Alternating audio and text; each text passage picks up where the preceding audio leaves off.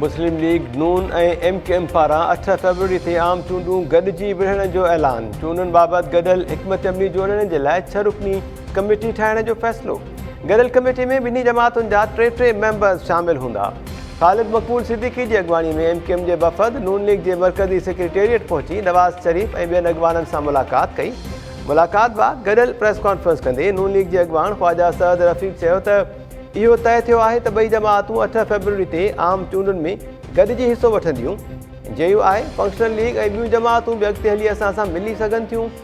बिलावल खे ॻाल्हाइण खां रोके नथा सघूं, आज़ाद क़िस्म जो माण्हू आहे। MKM जे मुस्तफ़ा कमाल चयो त आम चूंडुनि में 2013 वारी पोज़ीशन ते वापसि ईंदासीं। 2013 में MKM 20 क़ौमी सीट्स मां 17 सीट्स हासिल कयूं हुयूं।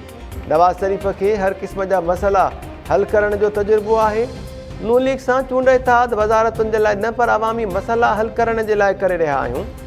कराची खीर ॾींदड़ गऊं आहे, उनखे चारो बि त खारायो वञे।